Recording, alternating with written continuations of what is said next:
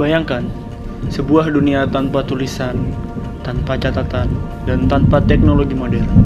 Inilah masa praaksara, sebuah era yang menjadi saksi awal perjalanan manusia di bumi.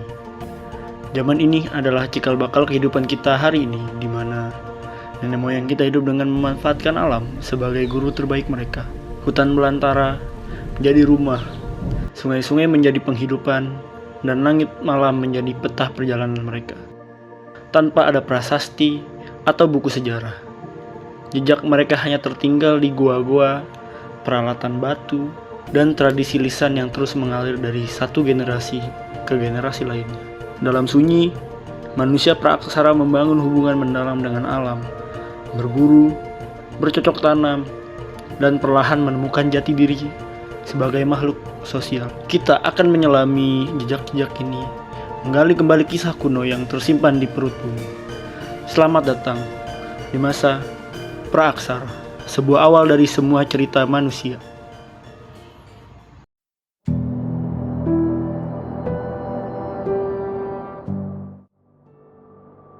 Kita mulai dengan pengertian masa praaksara. Masa praaksara berasal dari kata pra yang berarti sebelum dan aksara yang berarti tulisan. Jadi masa praaksara adalah masa di mana manusia belum mengenal tulisan.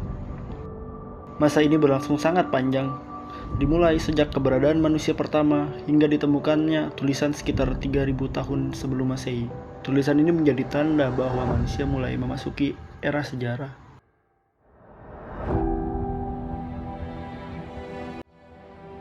Kita memasuki zaman geologi. Zaman geologi merupakan tahapan panjang perkembangan bumi dan makhluk hidup di dalamnya. Periode ini membantu kita memahami bagaimana bumi berevolusi dari masa ke masa. Berikut adalah pembagian lengkapnya. Yang pertama, kita memasuki zaman tanpa kehidupan, atau biasa disebut dengan zaman Ajoikum. Diperkirakan zaman Ajoikum berlangsung sekitar 4,5 miliar tahun yang lalu. Dengan ciri-ciri utama, zaman ini merupakan fase awal pembentukan bumi. Suhu bumi masih sangat panas akibat aktivitas vulkanik dan tabrakan meteorit. Lapisan bumi seperti kerak, mantel, dan inti baru mulai terbentuk. Tidak ada kehidupan karena kondisi bumi belum memungkinkan untuk mendukung makhluk hidup. Memasuki zaman kehidupan awal. Zaman Paleozoikum berlangsung sekitar 540 juta tahun yang lalu hingga sekitar 250 juta tahun yang lalu. Di masa ini juga terbentuk subbenua yang bernama Pangea.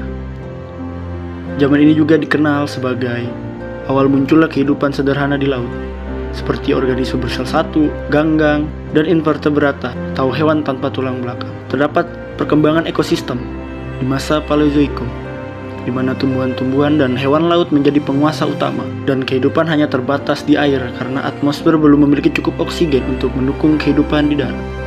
Dan di masa ini juga terdapat satu kepunahan massal yang disebut sebagai The Great Dying, di mana kepunahan massal ini menyebabkan kurang lebih 96% makhluk hidup di masa Paleozoikum mengalami kepunahan.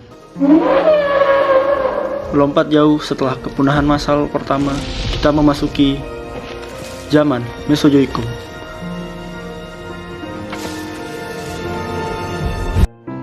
Mesozoikum berlangsung sekitar 250 juta tahun yang lalu hingga 65 juta tahun yang lalu.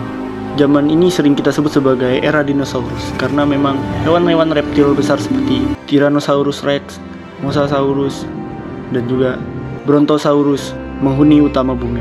Selain dinosaurus, beberapa kelompok hewan baru seperti burung dan mamalia kecil mulai muncul. Terdapat beberapa peristiwa penting di masa Mesozoikum seperti benua-benua mulai bergerak akibat pergeseran lempeng tektonik. Banyak tumbuhan-tumbuhan berbunga pertama kali muncul di masa Mesozoikum. Dan akhir dari zaman ini berakhir dengan kepunahan massal akibat tumbukan meteorit yang menghancurkan sebagian besar makhluk hidup termasuk dinosaurus.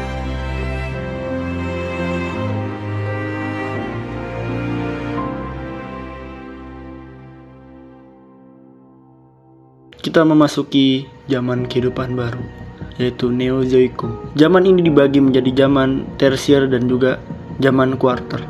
Zaman tersier berlangsung sekitar 65 juta tahun yang lalu hingga 2,6 juta tahun yang lalu. Di zaman ini juga mamalia-mamalia besar seperti gajah purba, kuda, dan mamut mulai berkembang pesat, menggantikan dinosaurus. Hutan tropis meluas dan burung menjadi salah satu kelompok hewan yang mendominasi. Di zaman tersier ini terdapat perubahan ekosistem di mana iklim bumi lebih stabil, memungkinkan tumbuhan-tumbuhan dan hewan untuk berkembang lebih beragam. Kita memasuki zaman kuarter.